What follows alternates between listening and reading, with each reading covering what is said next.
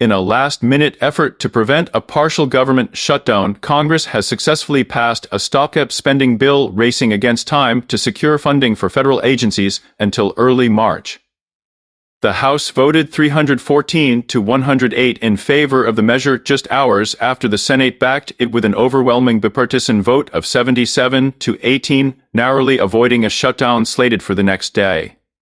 The bill, set to be swiftly signed by President Biden, grants lawmakers an additional 6 weeks to negotiate and pass 12 spending bills totaling $1.66 trillion, funding the government through the fall.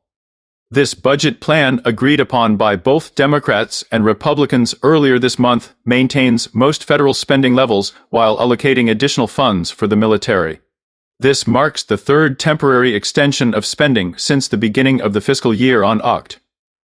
1. Emphasizing the ongoing struggle for Congress to reach a long-term budget agreement. Lawmakers from both parties expressed their hope that this will be the final extension and that a comprehensive spending plan for the year will be in place by early March. The constant threat of government shutdowns, even if averted at the last minute, creates chaos for federal agencies, and congressional leaders are keen to end this cycle of uncertainty.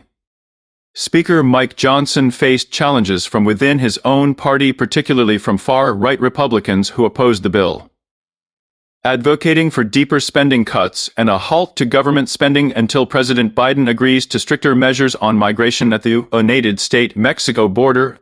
The House Freedom Caucus, a conservative faction, urged Republicans to reject the bill, labeling it a continuation of policies they had opposed in 2022.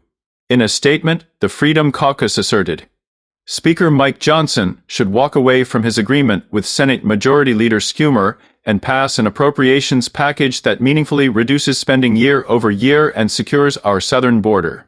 Despite the internal opposition, Speaker Johnson managed to secure a slim majority of Republican votes, with 107 in favor and 106 opposed, relying on Democrats for additional support. Johnson, aware of the potential political consequences, warned his colleagues that a shutdown could lead to an election-year backlash against Republicans, making it difficult to bring it to an end once initiated. Forced to use a special procedure to overcome Republican opposition, he navigated the bill through the House with the help of Democrats, reminiscent of maneuvers employed by former Speaker Kevin McCarthy last year. The bill's passage represents a reversal for Speaker Johnson, who had vowed not to consider another short-term spending package.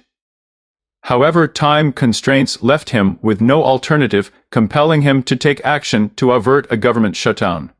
The stop-up bill provides funding for agriculture, veterans programs, transportation, housing, and other federal operations until March 1, with funding for the remaining government, including the Pentagon, set to expire.